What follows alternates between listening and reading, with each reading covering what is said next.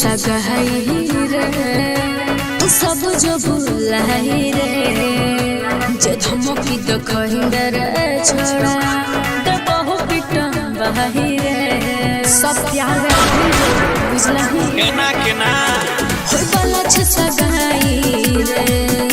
तू सब जो भूलाई रे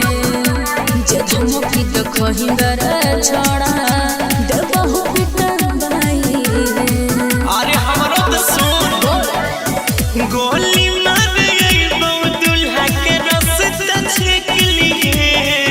एगो बाप के बेटी हर भीतर शादी कर के देख लिए एगो बाप के बेटी हर भीतर शादी कर के देख लिए सब बर्बाद कर दे तोरा कहने रे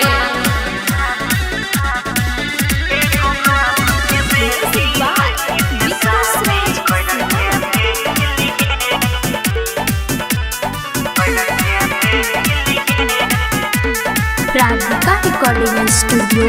सहरसा। चल जाऊन तोर रंगदारी रे भैया हमार दे तो फारी रे अरे बुझिया रे कंट्रोल में रह चल जाऊन तोर रंगदारी रे छोड़ा भैया हमार दे तो फारी रे हरियल भेज गे ना हाला कानीले घमंड तोड़ देबोगे तोहर भाईबो के मोरिया में छोड़ देबोगे मुर्गा समझ ले मचो अपराधी के प्यार वही दिन पर देख लिए एगो बाप के बेटी हर भीतर शादी कर के देख लिए एगो बाप के बेटी हर भीतर शादी कर के देख लिए गेला कि नहीं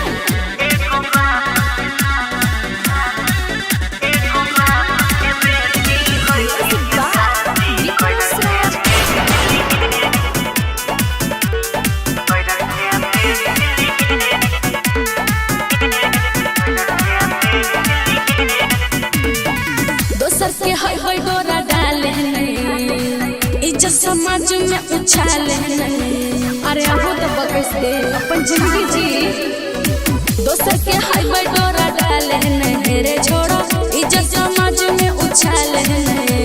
नहीं बकसबो हमरा संग में तू कइले गजा जारी के जान या त उहे रहत या देबो अपने बदन गौरव आज के चेहरा अंतिम देख लिए एगो बाप के बेटी हर भीतर शादी कर के देख लिए एगो बाप के बेटी हर भीतर शादी कर के देख लिए नहीं तो चुपचाप हमरा से बियाह के ले